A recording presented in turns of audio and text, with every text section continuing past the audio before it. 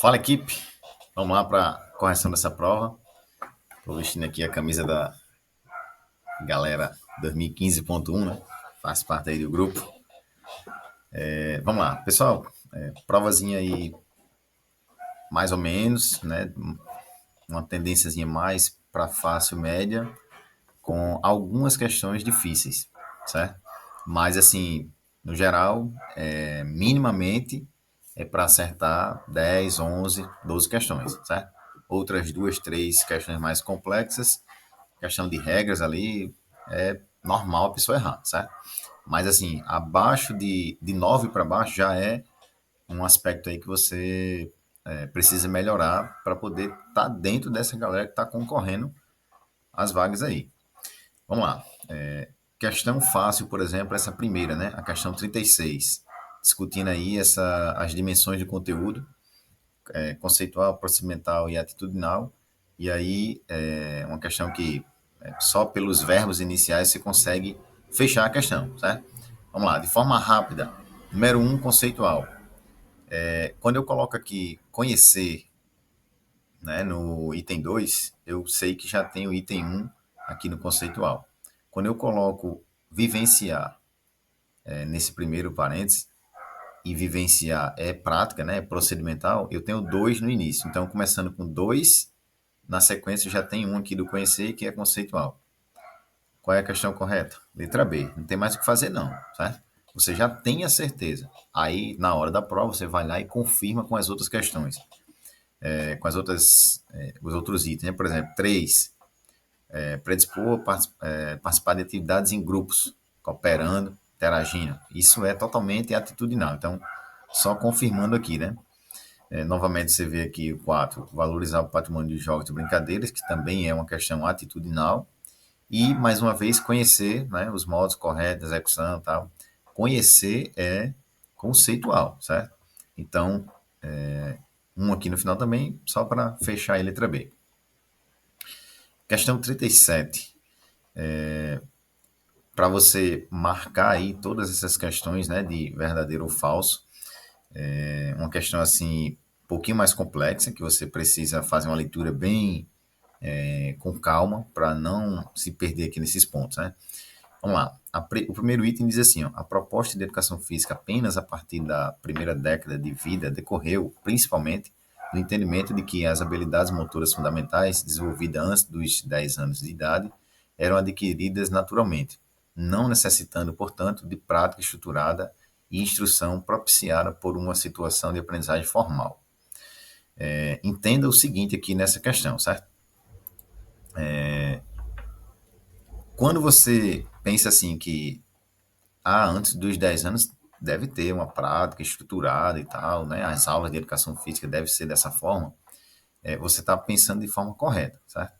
Mas aqui na questão, quando eles colocam que, assim, você tem que entender essa questão do modo mais histórico, certo? Isso aqui, o que ele está considerando é do ponto de vista mais antigo, né? Do ponto de vista mais para trás, no contexto histórico da educação física, quem tinha essa proposição de que não precisava fazer aulas sistematizadas antes dos 10 anos, tinha esse entendimento exatamente de que a criança brincando, né, jogando, correndo, pulando, ela já desenvolvia aí de forma natural essas habilidades motoras fundamentais, certo? Então, é uma questão aqui que se torna correta, apesar da leitura parecer uma leitura para ser uma questão incorreta. Item 2. A base para habilidades motoras globais e finas é estabelecida na adolescência, sendo que os jovens aumentam consideravelmente seu repertório motor e adquirem os modelos de coordenação de movimentos essenciais para posteriores performances habilidosas. Veja, quando ele fala que a base para habilidades motoras globais e finas é estabelecida na adolescência, aí você vem para um ponto-chave. Na adolescência, já é um ponto bem avançado, além dos 7 anos, você considerando aqui aquela pirâmide lá, a ampulheta de Galahu, né? Então, dos 7 aos 10, a criança ainda está numa fase de infância ali, certo? Adolescência já saindo dos 11, 12, 13. Então, não é na adolescência que ela tem esse desenvolvimento aqui dessas habilidades motoras globais e finas. E sim, ainda na infância. Então, já começa errado aqui nesse início, né? F, né? V e F por enquanto. Então a gente tem aqui letra A e letra D, podendo ser a ideia do gabarito, né? Sempre que tem essas questões, você tem que trabalhar dessa forma, para adiantar o tempo aqui na ideia de questões que podem ser certo ou errado. Por exemplo, veja, só tem letra A e letra D que você considera que seja correta, certo? Até porque a primeira e a segunda você já fechou aqui entre V e F. Aí você compara as outras. O terceiro item, aqui embaixo na letra D, está V e lá em cima está F. Você tem que analisar. Na sequência, o quarto item, F e lá em cima V. Você tem que analisar. E no último item, aqui está F e lá em cima também está F. Então, o último item você não precisa mais analisar, já bateu aqui em igualdade, certo? Então, você já ganha tempo. Aí você vem analisar, né? O terceiro item, V e F. A aquisição e o refinamento de habilidades motoras são influenciados por muitos fatores denominados de restrições. Existem aí alguns fatores, né, de vários fatores que influenciam essa habilidade motora e algumas restrições são impostas aí quando você pensa nessa ideia de desenvolvimento de habilidades motoras. Então, alguns são denominados aí de restrições. Quarto item, estudos recentes mostram que a falta de oportunidade de práticas sistematizadas e estruturadas com objetivos e instruções apropriadas deixou de ser indicada como razões para que crianças não alcancem níveis mais elevados de desempenho motor nas habilidades motoras fundamentais. Haja vista que o componente genético é que irá definir os melhores desempenhos motores.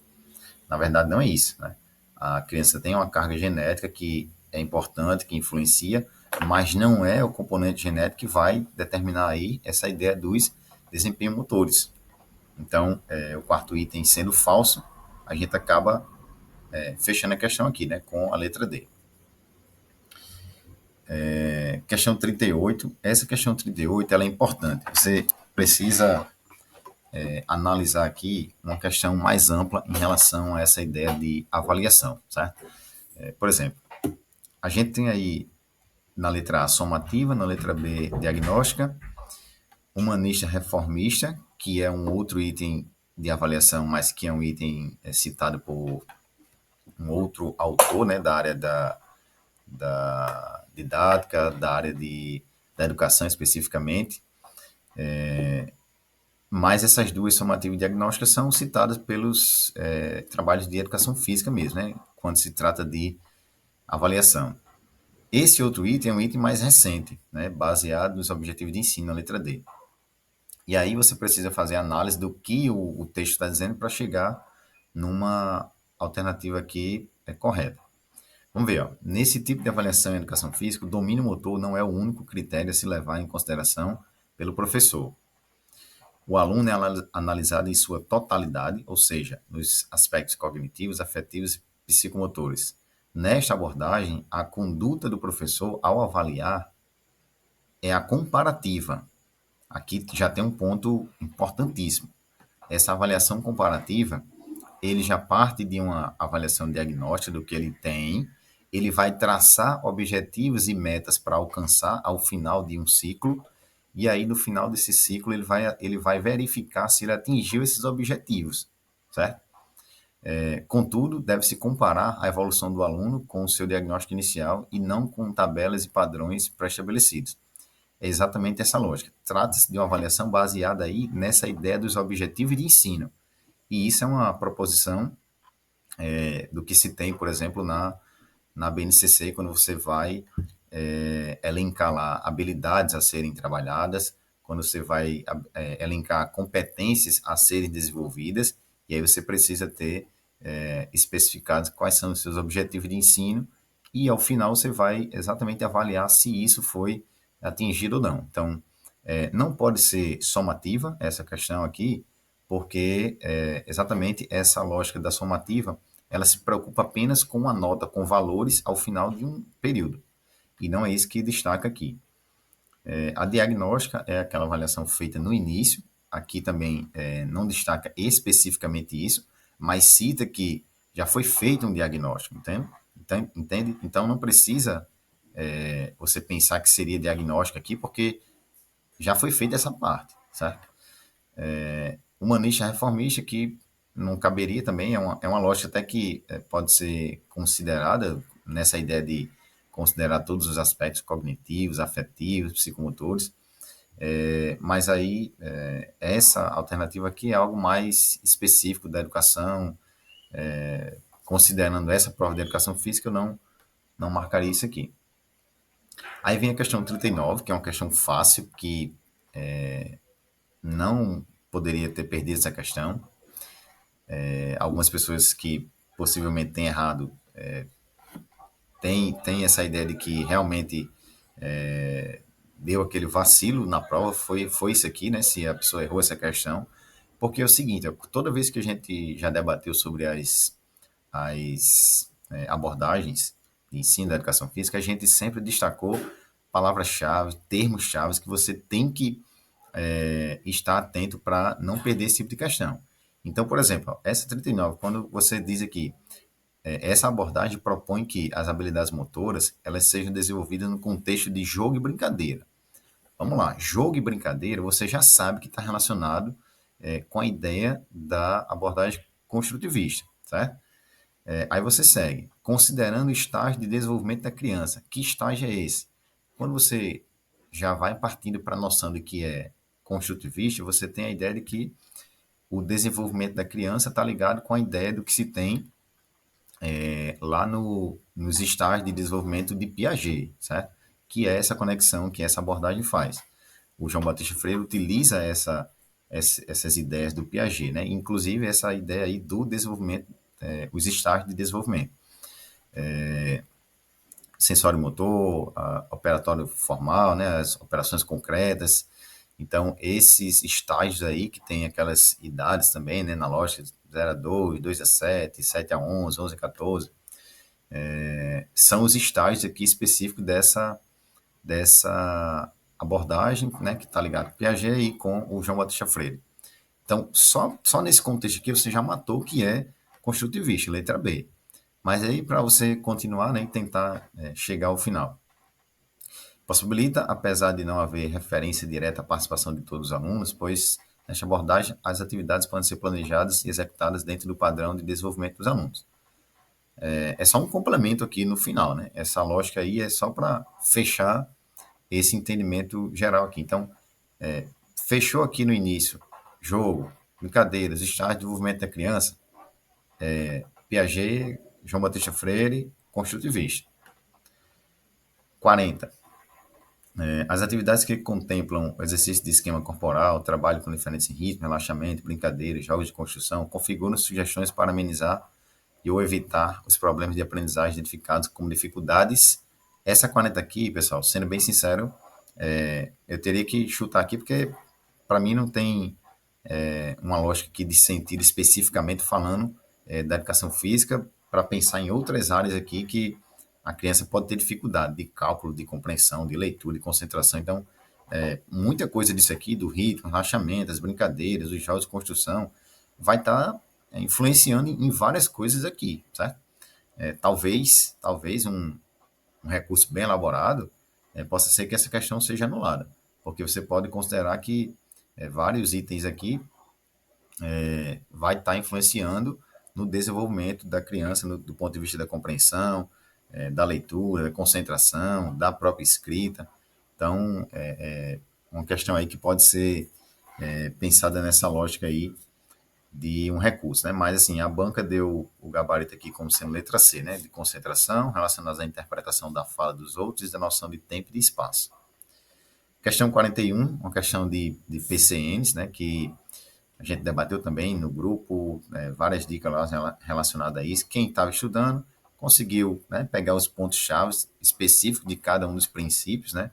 O princípio da diversidade, o princípio da inclusão e o princípio da categoria dos conteúdos, especificamente os três, falando lá do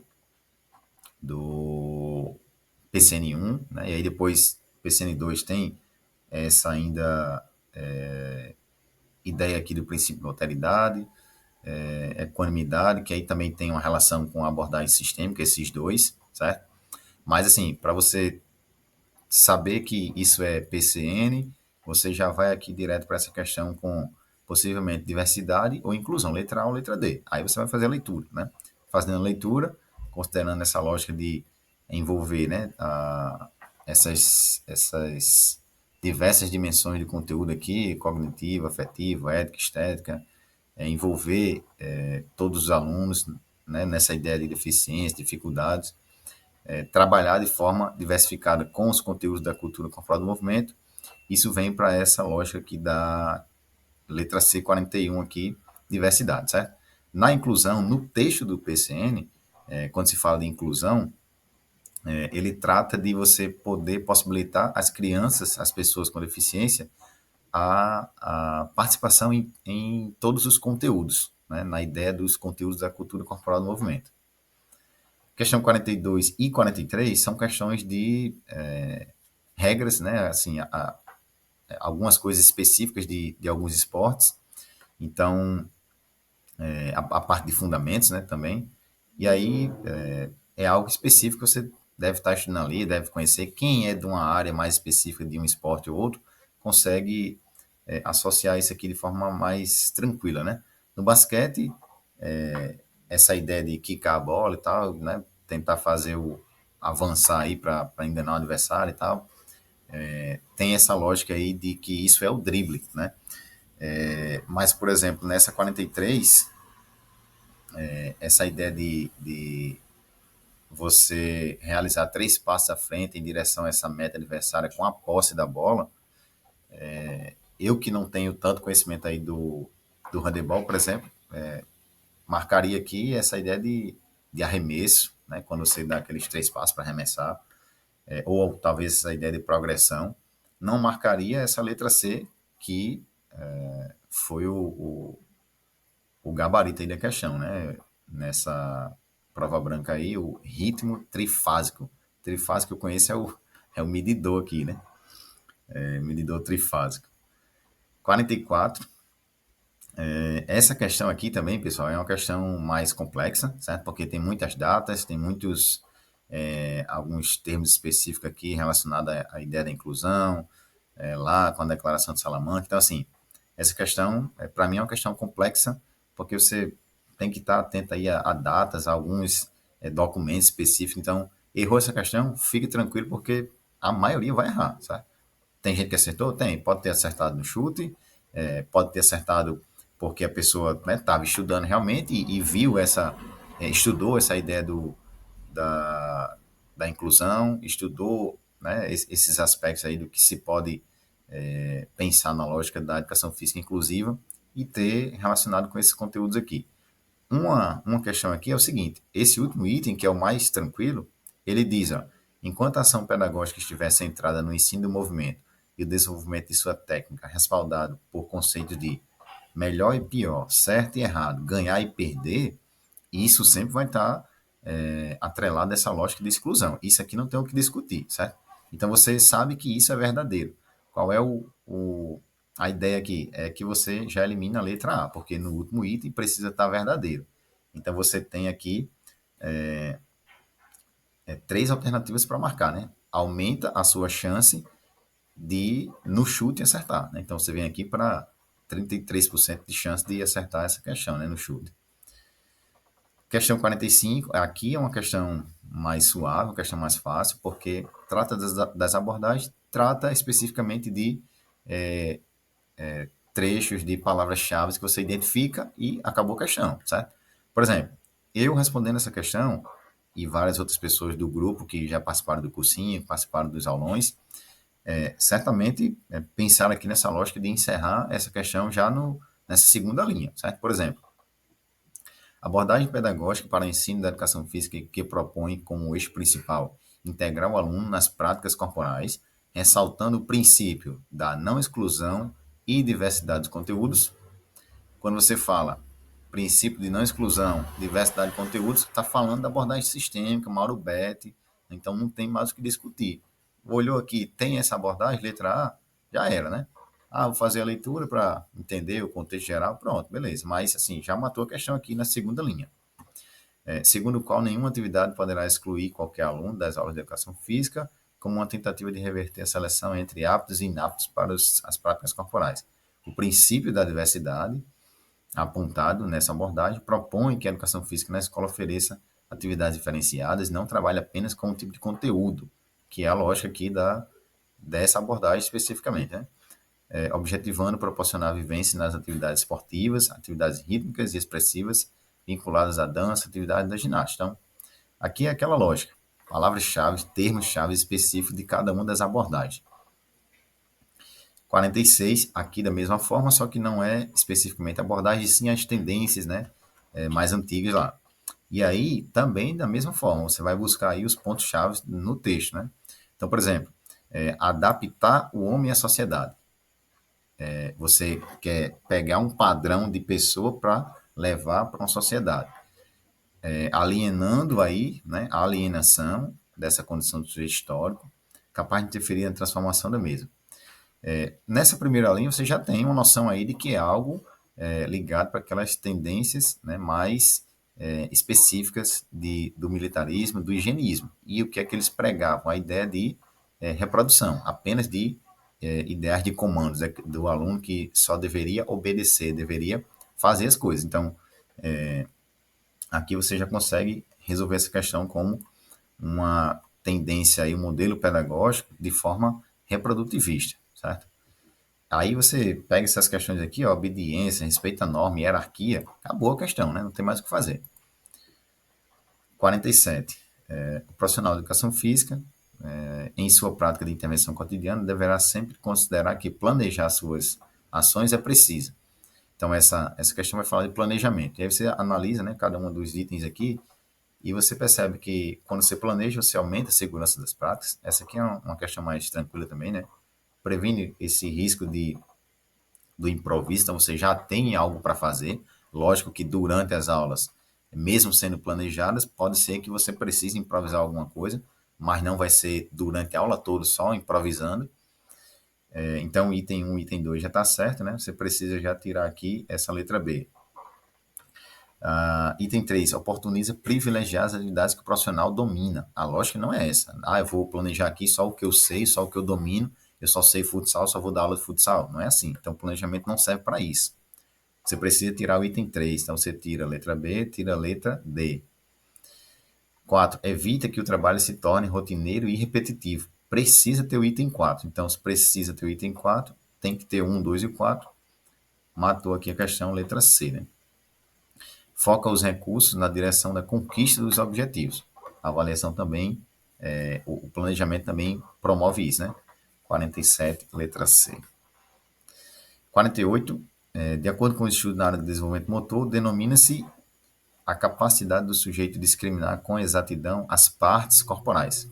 Está falando de partes corporais, está falando do esquema corporal. Como é que é esse esquema, como você consegue organizar ele para a execução de suas tarefas, né? Se fosse apenas você conseguir imaginar a estrutura corporal, onde está cada segmento, isso aí seria a ideia de imagem corporal, né? Aqui a banca tratou desse outro ponto específico que é o esquema corporal. 49. Essa 49, quem fez o cursinho, quem participou de alguns alunos que eu destaquei isso, matava a questão fácil também, de forma rápida aqui, né? Na educação física escolar, sofreu forte influência do... eu vou logo dizer a questão, eu ia dizer o método desportivo generalizado, aqui, letra D, né?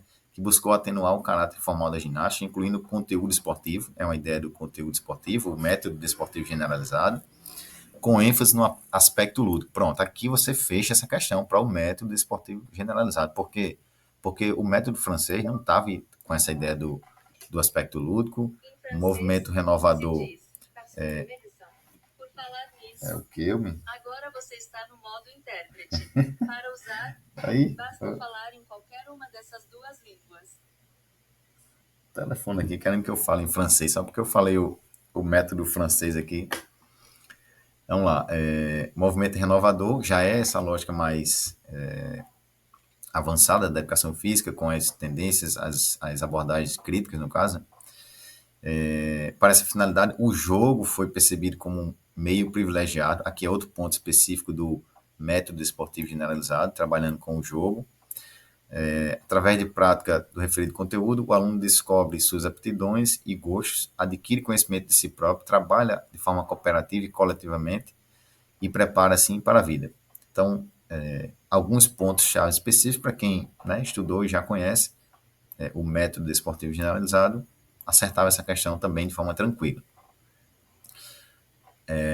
Questão 50, aí para você marcar VUF, nessa ideia de que existe alguns aspectos específicos de avaliação, né? Então, os alunos podem ser avaliados de forma sistemática, por meio das situações de vivência, de perguntas e de respostas elaboradas durante as aulas? Pode, né? Então, começa com V, você já elimina letra B. A avaliação deverá privilegiar o domínio motor? Não. Isso aqui tem que estar claro demais para quem está fazendo os concursos. A avaliação não vai privilegiar o domínio motor. Antigamente, né, era o que se tinha. Só privilegiava o domínio motor. Era só fazer 10 voltas na quadra, quem fazia 10 barras, quem fazia flexão, não sei o quê, estava aprovado, ganhou 10 porque conseguiu fazer. E o aluno que não conseguia, reprovado. Isso não tem lógica, né? A lógica da educação física que a gente tem atual, na perspectiva crítica, é você considerar o aluno da forma que ele é, o que é que ele consegue fazer, não especificamente que ele precisa fazer tudo, né? Mas o aluno que está ali, que participa, que interage, que conhece, né? que tem essa integração dentro dessa lógica de conteúdo de forma mais ampliada, tanto no aspecto conceitual, procedimental e atitudinal. Então, segundo item, errado, né? O que é que sobra? Sobrou letra C e letra D. Aquela análise novamente, ó, FV, FV, VF. Então, aqui você precisa analisar todos os três. A avaliação deverá voltar-se para a aquisição de competências, habilidades e atitudes dos alunos. Isso, competências, habilidades, o que é que os alunos estão aprendendo de forma geral. Né? Então, verdadeiro aqui, acabou a questão, porque a outra é F. Né? Então, 50 letra D também. Beleza. Pessoal, análise aí rápida dessa prova, uma prova que não estava tão difícil, mas tem algumas questões que pega aí, né? Por exemplo, como essa questão do handebol, essa própria questão aqui da inclusão, né? Com muitos aspectos de datas, de documentos, mais alguma outra questão aqui que essa questão, né? Que eu falei também a 40. Então aí 3, 4 questões que você poderia errar de certa forma, né? Porque são questões mais complexas. E aí é para acertar aqui 10, 11 questões no mínimo, né? Acertou menos, significa que você precisa dar uma estudada mais, focar mais nessa parte específica de educação física. Tranquilo? Outra coisa, respondendo a pergunta que eu fiz lá no grupo do WhatsApp. Você começa a estudar para o próximo concurso a partir do momento que sai o gabarito do concurso anterior que você fez. Saiu o gabarito, você precisa fazer essa análise, precisa pegar a prova e precisa vir para as questões que você errou e não só olhar assim o gabarito. Essa questão 38 eu marquei letra B, mas a resposta foi letra D. E você fica só com isso. Não, não é isso. O concurseiro, ele precisa entender, peraí, o que é essa avaliação humanista reformista? Tem que pesquisar, tem que ir atrás, tem que saber o que é isso. O que é essa avaliação somativa? Vai lá também pesquisar, vai atrás. Questão 39, marquei letra A, por exemplo, cultural. Não, eu tinha certeza que era cultural. Aí você vê que o gabarito foi letra B, construtivista. Aí você para por aqui. Não adianta de nada saber o gabarito. Tem que saber o que é essa abordagem construtivista, tem que saber o que é essa abordagem fenomenológica, o que é essa abordagem desenvolvimentista. É assim que você vai aprendendo muito mais coisas quando você faz um concurso e vai para o gabarito e vai já sabendo tudo aqui que tem nas outras alternativas. Por exemplo, essa questão aqui, quando você vem para esse princípio da diversidade que está lá no PCN e esse outro aqui também, você precisa procurar sobre esse outro princípio aqui, da alteridade, da equanimidade, onde é que está isso? Quem é que fala disso? Tem que ir atrás, porque vai ter uma hora que a questão correta vai ser isso aqui. E aí, se você não estudou, você vai errar, vai continuar errando, né? Outra questão aqui que é para você entender sobre isso. Essa das abordagens aqui também, né? Essa sistêmica. Marquei ensino aberto, mas a resposta era A, sistêmica. Aí tem aqui crítica emancipatória. O que é isso? Vai lá, vai buscar o que é essa abordagem. E assim vai, né? Você vai fazendo essa análise geral. Por exemplo, marquei aqui letra A, método francês, porque eu sei que é o método francês, o método alemão, o método inglês, mas eu nunca ouvi falar o que é isso, método desportivo generalizado. Aí você para a sua análise aqui, sabe que foi letra A, método, sabe que foi letra D, método desportivo generalizado, e não vai atrás de saber o que é isso, buscar leitura, artigos, movimento renovador. O que é isso, hein? Movimento renovador tem que ter essa consciência crítica, essa consciência de se questionar o que é que está nas outras alternativas.